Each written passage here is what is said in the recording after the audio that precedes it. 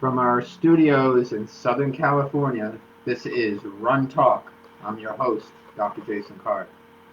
On today's show, we're going to talk about 5 lessons that I learned from physiology and how they can make you a better runner. I wrote an article a long time ago for a magazine, several magazines, about this topic. That one of my greatest interests in this field has always been to take the science and be able to apply it to a training program. And so I've written a lot about this, and I figured it would make for a great episode. So today's talk is all about lessons from physiology and how they can apply that to your training. Because it's amazing to me how many people think that running is something other than science. You know, they act like it's all in your head, that you could just will yourself to run a certain time, but this is all science, it's all physiology. So let's get into it. 5 lessons from physiology and how they can make you a better runner. Lesson number 1. Lactate threshold and running economy are more important than VO2 max. VO2 max gets probably the most attention among distance runners. It's a buzzword, it's a different kind of sounding word, and maybe that's why people are so interested in it. VO2 max, what's that? What's VO2 max? It sounds something interesting. It sounds like it's a big secret. And so that perhaps is why it gets the most attention. But the other 2 physiological factors, lactate threshold and running economy, are actually more important. You need a high VO2 max in order to be a good runner. That goes without saying. I mean, if you don't have a high VO2 max, and through training, if you can't increase your VO2 max a lot, which most people can't, then you're never going to be a good runner. You must have a high VO2 max, because the VO2 max is the size of your aerobic engine. It represents the maximum rate at which oxygen can be used.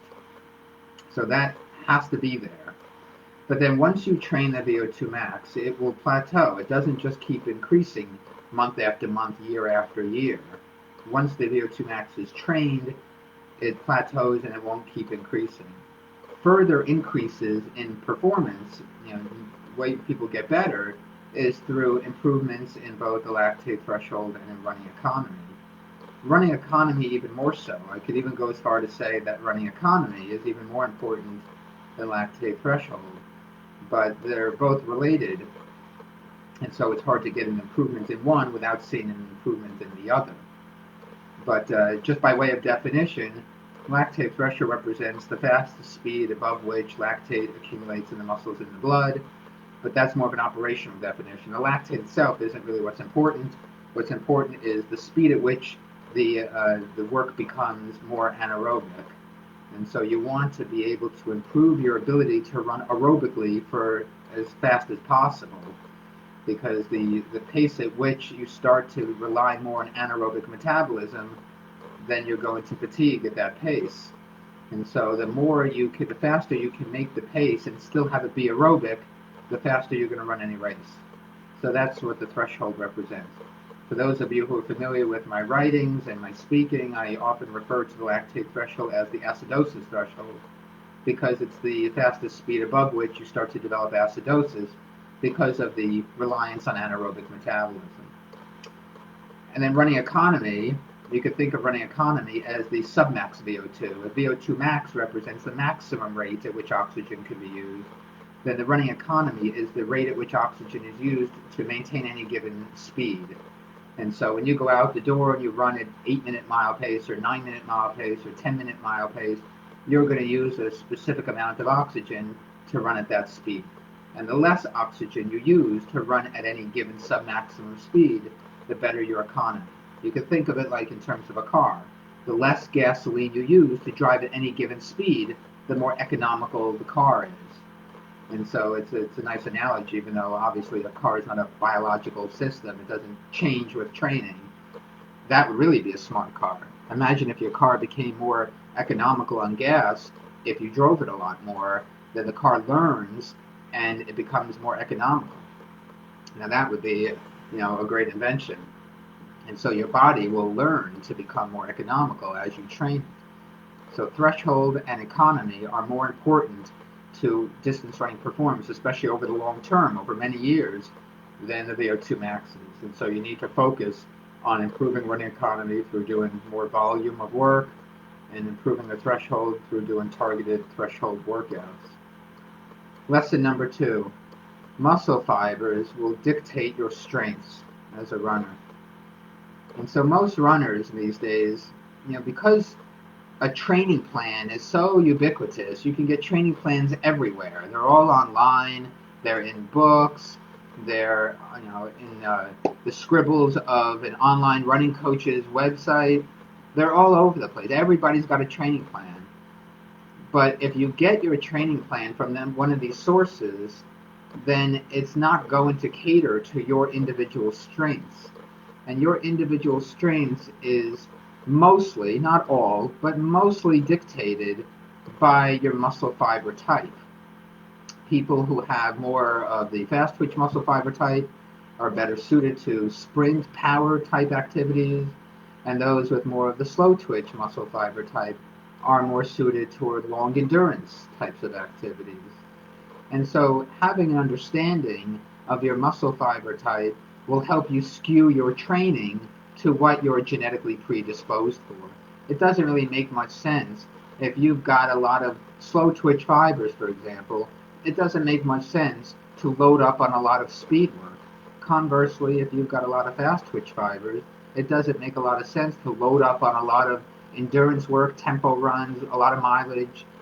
And so if you take one of these cookie cutter programs that you find online or you find from an online running coach, then you're going to end up just having this program that is not suited to your strengths, and you're never going to become as good of a runner as you want to be. And so the way to do this, because you're not going to just go to a hospital and get a muscle biopsy of all the major muscles to check the muscle fiber type. That's not really practical. And so how do you figure this out? Well, there's some indirect ways of figuring out your muscle fiber type. One is to look at your performance over a range of different races. Do you tend to fare better over shorter races, 800 meters, mile, 3K, 5K? Or do you fare better over longer races, like half marathon, marathon? If you know that you're better at longer races than shorter because you've got more of the slow twitch aerobic fibers, whereas if you're better at the shorter, more middle distance races, then you have more fast twitch fibers. If you're really much better at really short races, like 100 meters, 200 meters, 400 meters, well, then you're a sprinter. Then you shouldn't even be a distance runner. You take someone like Usain Bolt and have him try to run a marathon, well, that's going to be really difficult because he's all fast twitch. And so it's helpful to know, what races that you do better at. Another way to determine is to look at how you run these races. For example, are you better at holding a solid pace in the middle of the race, but then get out-kicked at the end by somebody faster than you? Or is it the other way around? Is it hard for you to hold the pace in the middle of the race and stick with other runners, but you can out-kick them over the last quarter mile of the race? That also gives you some indication of your fiber type. Myself, for example, I'm that latter type of runner. I know that if someone is anywhere near me over the last 400 meters of a race, I'm likely going to beat them. That was certainly true when I was younger, a little bit less so as I'm getting older. But I know that I can beat most people toward the end of a race because I have good speed. But in the middle of the race, it's hard for me to hold the pace, and sometimes other runners can get away from me, and then I catch them at the end. And so that gives me some indication of what my strengths are. I've always been more of a middle distance runner than a longer distance runner. So there are some cues, some indirect ways to find out, if you have more of the fast twitch or more of the slow twitch. Another way is looking at how you respond to certain stimuli, like strength training. If you have a propensity for getting bigger muscles pretty quickly, well, then you're more skewed toward the fast twitch because those muscle fibers are larger than the slow twitch muscle fibers, and people with more fast twitch fibers have an easier time of growing the muscle than someone who's all slow twitch. Slow twitch muscle fibers aren't as large in diameter as fast twitch fibers are, and they don't have the propensity to grow in size the same way as a fast twitch fiber does. So there are all these indirect ways that you can figure out Another way is to go into a weight room and see how many reps that you can do at a given percentage of your maximum, because if you can do a lot of reps, then that will show you that you're more skewed toward the slow twitch, which are also the slow fatiguing muscles. They have more endurance. And then the fast twitch, you won't be able to do as many reps. Say like 80% of your 1 rep max. You won't be able to do as many reps at that percentage if you have a lot of fast twitch, because not only are they fast twitch, they're also fast fatiguing. So there are all these indirect ways that we can use to determine if we're more slanted toward the slow twitch or the fast twitch. And then once you know that, then you can direct your training that way. You can spend more time training to what you're genetically predisposed for, and that's always going to give you the best result. Never try to spend a lot of time on your weaknesses. Always spend more time in your training plan on your strengths. That will always give you the best result. It's like, again, using Usain Bolt as the example. We can either train Usain Bolt for the 100 meters or we can train him for the marathon. Which is going to have more success? Obviously, training him for the 100 meters. And so you can look at your own strengths through your muscle fiber type and decide which way should I skew my training. And that's not something you're going to get if you just download a training program online, or even if you hire a lot of these online running coaches. They don't dig deep into the strengths and weaknesses of runners. There's really no way they can know that, and so it's hard for them to design a program that really caters to somebody's strengths. But it's helpful if you know it yourself. Lesson number 3 from physiology. A larger, stronger heart pumps more blood to the muscles, but venous return dictates the amount of blood the heart can pump. Everybody knows that you need a heart that is large and that can contract quickly and forcefully to send a lot of blood out to the working muscles. But you never hear anybody talk about, well, how does the heart get that blood to be able to pump out? And the way the heart gets that blood is through the venous circulation. Your veins, the venules, all the small veins and even smaller venules that redirect blood from the muscles back up to the right side of the heart, and then goes from the right side of the heart to the left side of the heart. And so venous return is very important. Venous return will dictate your stroke volume, the volume of blood pumped by the left ventricle per beat. And so how do you improve venous return? This is improved a lot through interval training. And actually, if we go back to the history of interval training, this is how interval training first started, at looking at what happens in the recovery interval in between reps. And so when you stop a run, when you go and you run hard during an interval workout and you stop to recover, the demand for ATP decreases, the demand for oxygen decreases because you've now stopped running. And so the heart rate will start to slow down. As the heart rate slows down, it gives more time in between each beat. And that's important because that gives more time for blood to flow back into the chamber, into the left ventricle in between beats. And the more blood that you can get in between beats, then the more blood you can subsequently pump out with each beat. And so you have an enormous amount of blood from the muscles, because a lot of the blood has been sent to the muscles, it's pooled in the muscles. And then during the recovery interval, a lot of that blood is sent back, the blood is sent back up to the right side of the heart. So you have an enormous amount of blood being sent back up to the heart and a slowing heart rate because you've stopped running, or you're just jogging now instead of running fast. And so that leaves more time for the heart to fill with blood so it can subsequently pump blood with each beat and improve the stroke volume. So even though a large heart that pumps a lot of blood is extremely important, what's even more important is how the heart gets that blood in order to pump it back out. And so interval workouts can increase venous return because of the constant stop-and-go nature of interval workouts and how that overloads the heart by having this enormous amount of blood coming back up through the venous circulation and dumping inside the ventricles, the atria and the ventricles of the heart, so that it can be pumped back out. Okay, so that's lesson number 3. Lesson number 4, metabolism is tightly regulated by enzymes and oxygen. Running performance has a lot to do with metabolism, whether it's aerobic metabolism or anaerobic metabolism. And when you look at, what's controlling metabolism? Well, it's enzymes, the availability of oxygen, and then enzymes, because enzymes, as we all learned about in high school biology class, enzymes are catalysts. Catalysts speed up chemical reactions.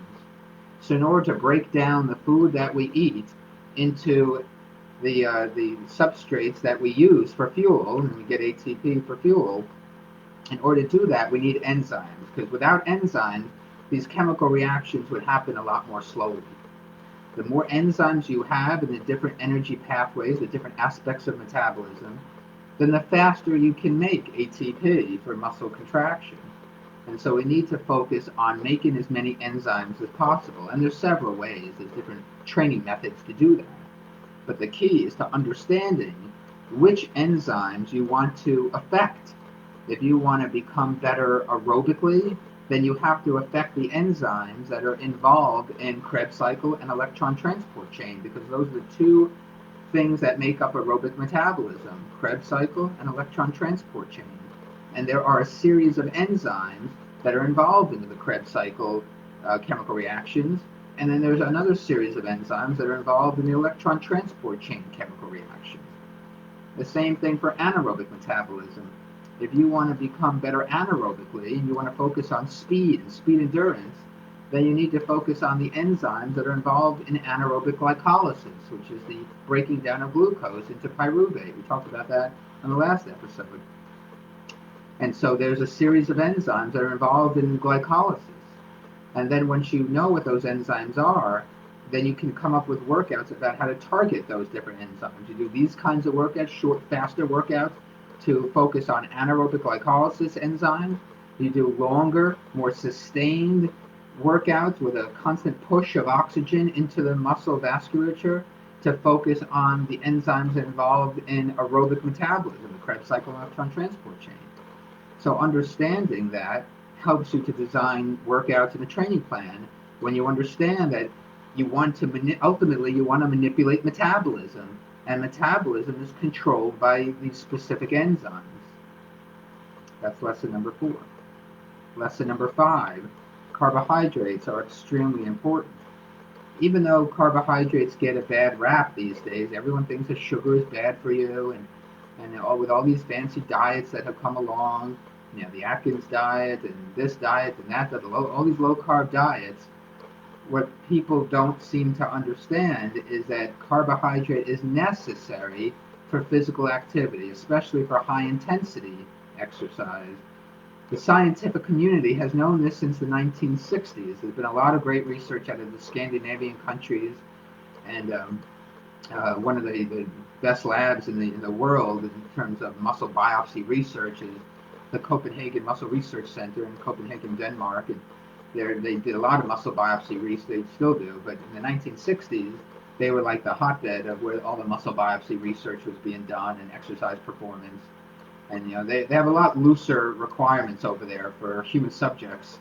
In the U.S., we have institutional review boards and human subjects committees, where if you want to do research, you have to go through a pretty extensive, I remember doing this back when I was in school, you have to go through a pretty rigorous application process with your research proposal. Every research proposal at a university is reviewed by a human subjects committee, which is part of a larger institutional review board. And they look at what you're planning on doing with your human subjects, and you have to be able to justify and rationalize everything. And they're a lot stricter. There's got to be reasons for it. Whereas in other countries, they have a lot looser requirements. And so to do muscle biopsy research in the U.S., it's a lot harder to get that stuff approved because it's pretty invasive. You take in a biopsy needle, you go into the muscle, and you pluck out some muscle fibers. It's a procedure where you need medical professionals, and it's a lot complicated to do that research. Whereas in other countries, it's a lot easier to get that research approved. So there's been a lot of muscle biopsy research over in the Scandinavian countries, and Denmark being one of the places where they do this a lot. And so we've known since the 1960s that muscles require carbohydrate, especially for long-term endurance exercise and high-intense exercise, and that the hitting of the marathon wall that everyone talks about, that fatigue and prolonged exercise coincides with muscle glycogen depletion.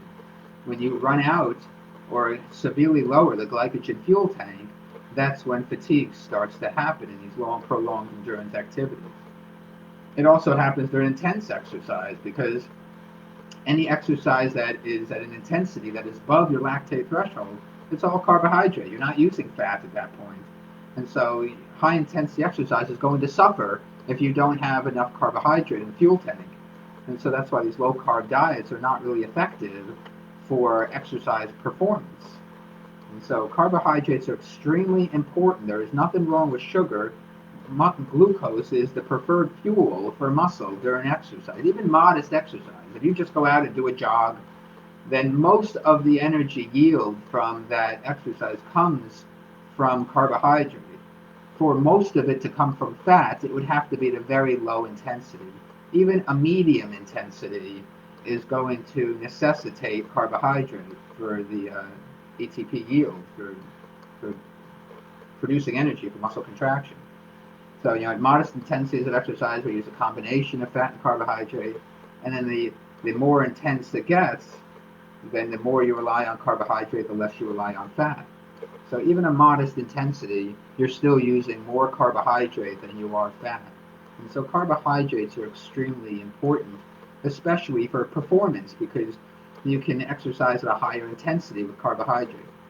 If you go into a marathon with a low carbohydrate fuel tank, or any race for that matter, then you're not going to perform nearly as well as if you have a full carbohydrate fuel tank. And it's especially important for longer races because you're going to run out of fuel during the race, or at least by the end. I mean, that's actually the hope, that you cross the finish line at the moment that carbohydrate fuel tank becomes empty. That would be the most ideal way to run a marathon. That way you've used up all of your jet fuel the entire length of the marathon. There's nothing left in the tank. So those are 5 lessons from physiology. So let's review. Lesson number 1, lactate threshold and running economy are more important than VO2 max. Lesson number 2, muscle fiber type dictates your strengths. Lesson number 3, a larger, stronger heart pumps blood to the muscles, but the venous return dictates the amount of blood the heart can pump. Lesson number 4, metabolism is tightly regulated by enzymes. And lesson number 5, carbohydrates are extremely important. So with that, that's a pretty short episode today. I just wanted to cover 5 lessons I've learned from physiology and how it helps you to be a better runner. Hope you got something out of that today. If there are any questions, I'll answer them in the comments section. I always finish each episode with a thought of the day, something I want you to take away with you. And so today's thought is to spend a day, a whole day, trying to see something from somebody else's perspective. We get so caught up in our own lives and how we see the world. And that's partly a nature of the way humans are designed. We see things the way we are. But sometimes it's helpful, often it's helpful, to get outside of our own selves and look at something from somebody else's perspective. But spend an entire day doing that, not just 2 seconds, not just a minute. Spend a whole day looking at something from somebody else's perspective, and then see how that changes your perspective. That's an interesting little experiment. I think if we all did that, myself included, I think if we all did that, the world would be a much better place. Thank you for joining us for another episode of RUNTALK from our fancy studios in Southern California. This is RUNTALK. I'm your host, Dr. Jason Karp. And if you are looking for any holiday gifts, I've got 12 books at this point. I'm about to start working on my 13th. So a book makes for a great holiday gift, especially now with everybody staying at home. So I hope you will consider purchasing one of my books to give as a gift this holiday season. Percentage of sales all go to charity in memory of both my father and my mother. So I hope you'll consider getting a book to give to a special person that you know. Thank you very much, and I will see you next week.